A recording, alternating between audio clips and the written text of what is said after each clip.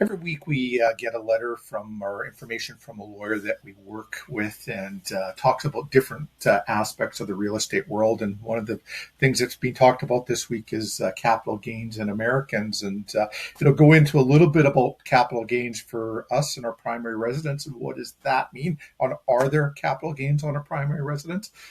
As well as what happens if an American is living here and do they have to pay capital gains? We've had many clients that have had investment properties here that live in the U.S. and so it goes through the process. Alicia's going to read off what the email says about capital gains in Americans. We have spent time in the past years on capital gains tax. It is a big part of people's housing decisions, and governments are always circling around this issue and making modifications and adjustments.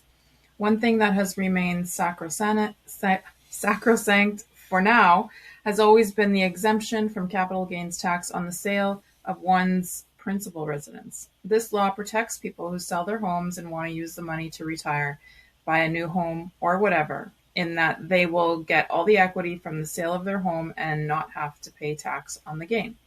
This law does not completely apply to Americans who live in Canada, even for extended periods, own a place, and ultimately sell their house. Our American clients who do this have a principal residence exemption, but for them, they have a limit of $250,000 total capital gains exemption, assuming they own the house for at least a year.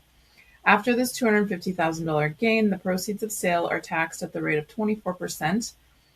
Often, these American folks are married to or life partnered with a Canadian. This may open some creative ways of transferring ownership to avoid any tax. Ancillary benefits may include the fact that interspousal transfers do not generally attract land transfer tax either. All of this, of course, is in the shadow of the new federal law prohibiting purchases for non-Canadians for most of the country, so you will be dealing with longer-term owners. Plenty of rules out there. If you have an American owner who is selling, more investigation is in order. Yeah, that's always an interesting fact. We've got some Americans that have been looking up in cottage country where we have some short-term rentals there. I believe there are exemptions on part of it as they talk about the non-Canadian residents not being able to buy there. That goes into population areas.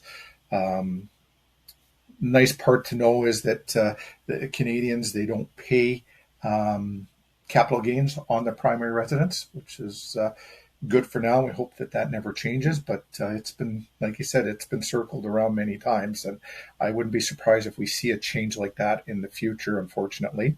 And it's always interesting to know what taxes you might have to pay. This comes from Gord Steves at AVS Law, and we always recommend you also consult with an accountant, right? For sure. To go into what the tax rules, tax laws are, as well as a lawyer. We just like to provide some of the information. If you have any real estate questions, if you're looking at purchasing a revenue property or something about your primary residence, always reach out to us, right? And we'd be happy to have a real estate related conversation with you. Hope you're having a great day.